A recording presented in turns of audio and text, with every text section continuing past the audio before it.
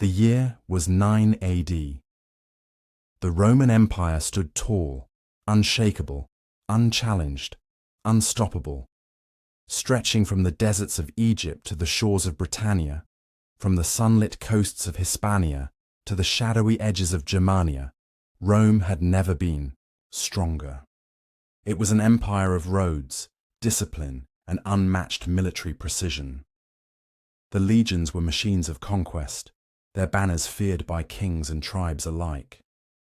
And yet, what was about to happen deep within the misty woods of the north would shake the empire to its very core. To the Roman Senate, Germania was wild, primitive, a place crawling with savage tribes who spoke in grunts and worshipped strange gods. But for Emperor Augustus, Germania was unfinished business, a stubborn region yet to be tamed. He wanted more than just borders, he wanted expansion, permanent control. And so, he placed his faith in one man, Publius Quinctilius Varus. Varus wasn't just any general. He was a seasoned politician, known more for administration than war. To Augustus, he seemed perfect, disciplined, loyal, capable. His mission was clear: civilize Germania, collect taxes, establish order. Easy, or so it seemed. But hidden beneath the appearance of calm was a storm waiting to break. Among the many Germanic chieftains who bowed to Rome, one name stood out: Arminius, young, charismatic, and well-trained in Roman military tactics. Rome considered him an ally, a barbarian made Roman. They even gave him citizenship and honored him as a commander within their auxiliary ranks. But Rome had made a fatal mistake. They saw Arminius as one of their own. What they didn't know was that Arminius had never stopped being German. As Varus moved deeper into Germania, establishing forts and enforcing Roman law, resentment simmered. The Germanic tribes, fiercely independent and proud, were not ready to be ruled by outsiders. And Arminius, he wasn't just watching, he was planning. It started with trust. Arminius became Varus's advisor, his guide through the unfamiliar terrain. He knew the language, the people, the paths. He fed Varus information, just enough to keep him comfortable, just enough to keep him blind. All the while, he was secretly uniting the scattered tribes. Tribes who had warred for generations now had a common enemy and a brilliant leader. But back in Rome, no alarms were ringing. Reports sent to the capital spoke of progress and peace. Augustus, satisfied, focused, elsewhere. After all, what could possibly go wrong? Rome was eternal. And so, as summer turned to autumn, Varus led his legions, 3 of them, around 20,000 men, into the thick, untamed heart of Germania. Unbeknownst to him, every step forward was a step into the trap Arminius had spent years perfecting. The forest grew darker, thicker. The skies turned grey.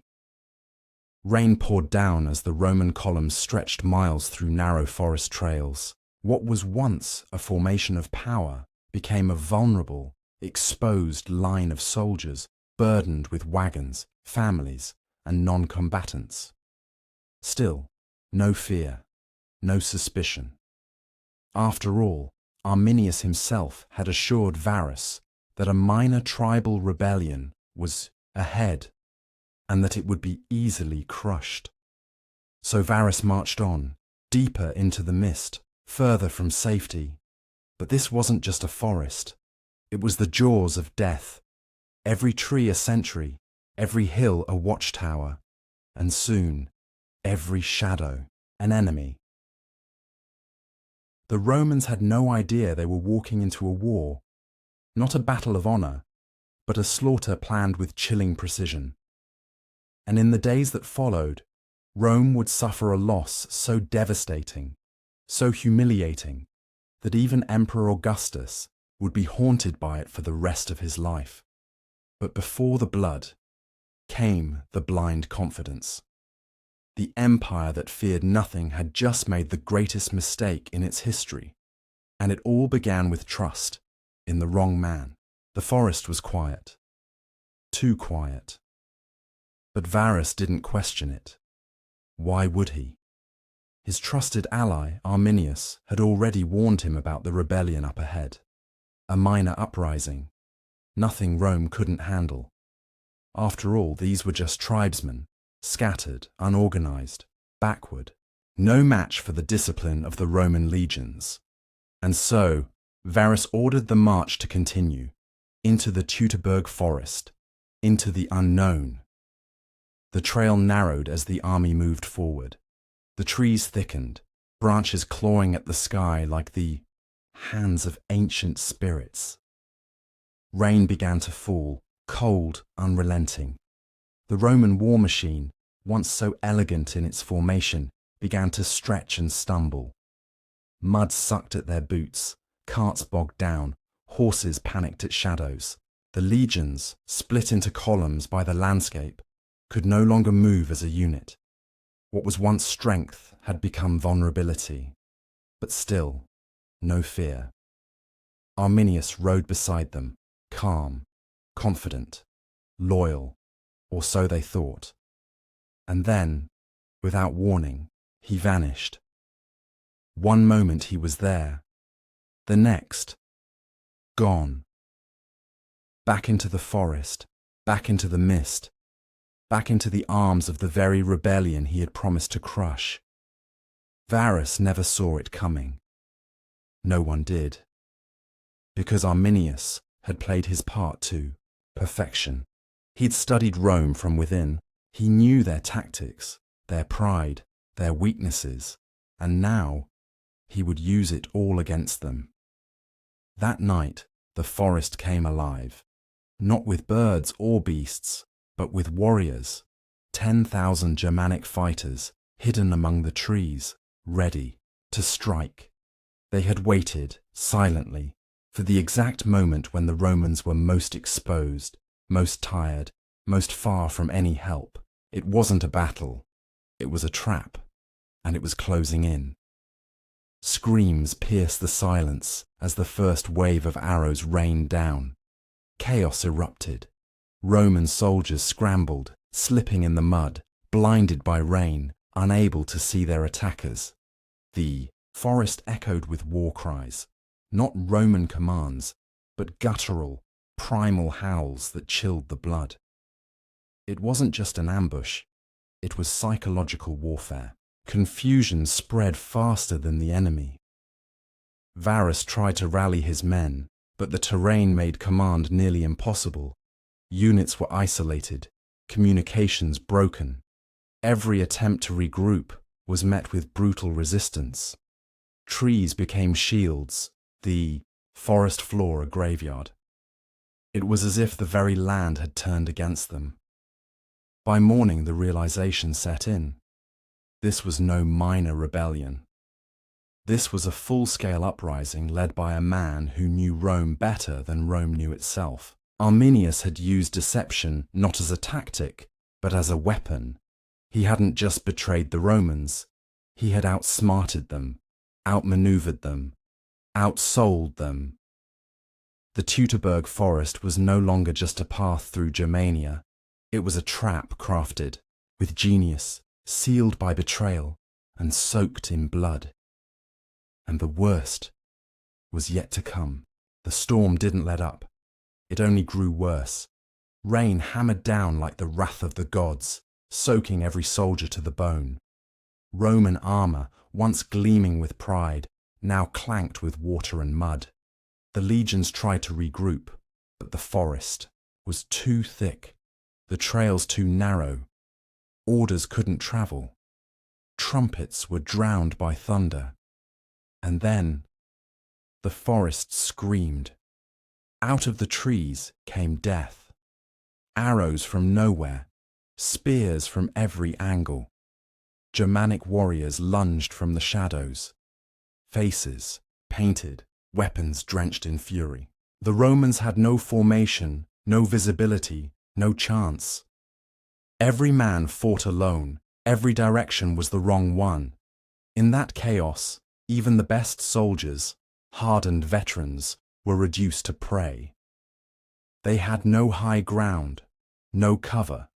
Their shields were made for open fields, not tangled roots and twisting trees.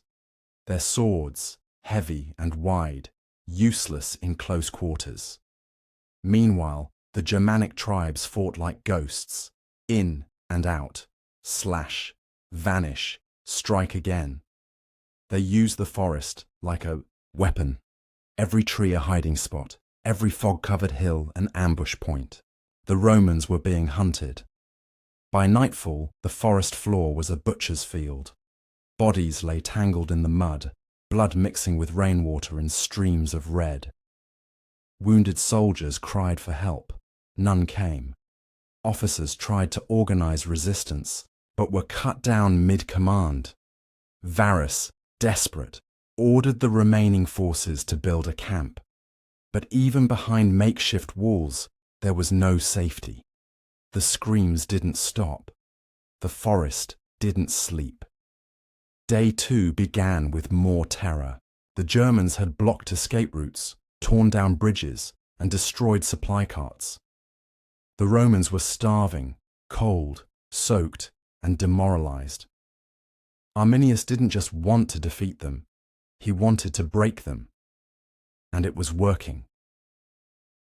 Soldiers began to turn on each other. Some tried to flee. Others committed suicide to avoid what they knew was coming. Varus, watching his command crumble, knew the truth. This wasn't just a loss, it was a catastrophe. By the third day, the legions had been reduced to fragments of their former selves. Cohesion, gone. Morale, shattered. Thousands were already dead, and the rest were too weak to fight. Then, surrounded one final time, the Germans closed in. No mercy, no prisoners, just slaughter. Varus, the once proud Roman governor, chose death over capture. He fell on his own sword, following the grim example of many officers around him. The Roman eagle standards, the sacred symbols of the legions, were lost to the enemy, a shame no soldier could bear. For Rome, this wasn't just a defeat, it was humiliation on an imperial scale. By the time the massacre ended, nearly 20,000 Roman lives had been taken. 3 entire legions, gone, erased, buried by trees, rain, and silence. The Teutoburg Forest had devoured them whole, and back in Rome, no one saw it coming. Silence, deafening silence. What once was a column of nearly 20,000 trained Roman soldiers had been reduced to scattered remains in the mud and moss of Teutoburg Forest. The trees stood as silent witnesses to the horror. The forest had swallowed. The legions, leaving nothing but broken armor, shattered standards, and the lingering echo of screams that would never be heard again. For days, no word reached Rome. Then weeks, and then the truth emerged. When the news finally arrived, it hit like a thunderclap.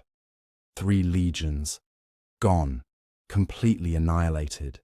The worst defeat Rome had ever suffered in its northern campaigns.